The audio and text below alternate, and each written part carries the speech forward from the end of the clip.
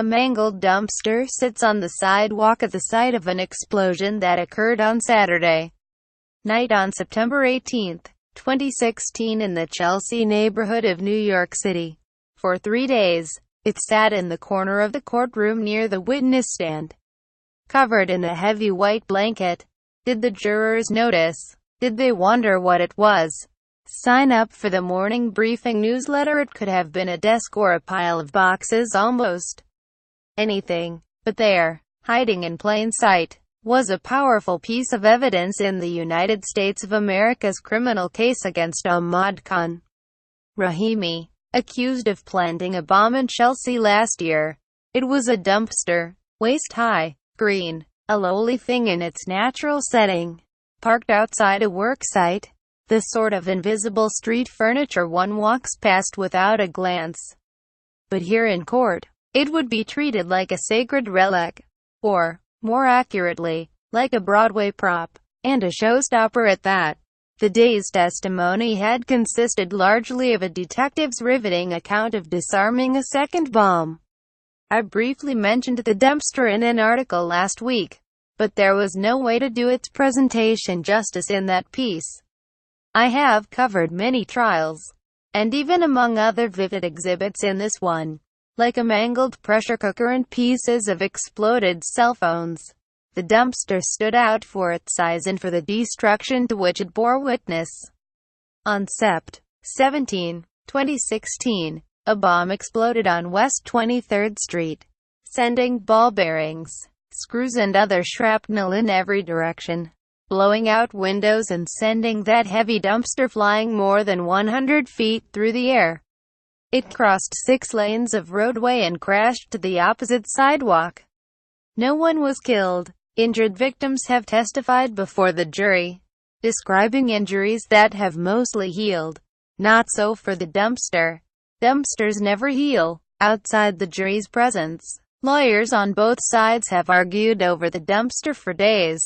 Mr. Rahimi's legal team said in an October 2 letter to the court that it is irrelevant to the case and it is unduly prejudicial and clearly a play for press. Judge Richard M. Berman allowed the dumpster in the room, covered until he made his final ruling. That happened Thursday morning, when he said he would allow the dumpster to be shown to the jury. He wanted to know how the heavy dumpster would be handled.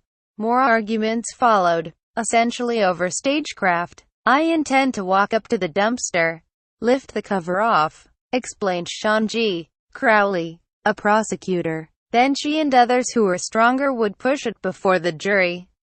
Defense lawyers were unhappy. We're at a complete loss as to why this is necessary.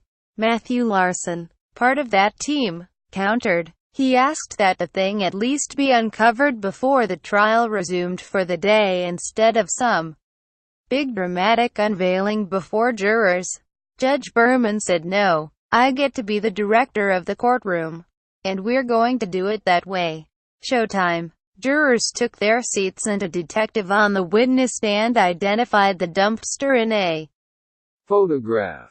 The moment had arrived. Ms. Crowley grasped the white blanket and pulled. "Do you recognize this?" she asked. "Yes," the detective said. "That's the dumpster. It rested on a cart." Prosecutors dragged it toward the jury. Judge Berman told jurors they were welcome to stand for a closer look. And they did, craning their necks. The dumpster lived up to the hype. It stood waist-high, bent and broken. The explosion had ripped through its center, flaying its sides outward like the petals of a dirty flower. A sketch artist copied its contours. Jurors peered down as if looking at a car they were considering buying. It was time for a break, and the jury left. Judge Berman invited reporters to approach the dumpster if they wished. I hurried over as if he had shouted donuts.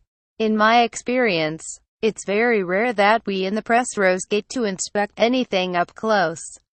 We all gazed upon the dumpster, poked its dirty edges, took notes, whole and back. I jotted gravely. Then it was over. The dumpster was covered up and returned to the corner. Its star turn ended, surely bound for a trash bin. Were it not already one?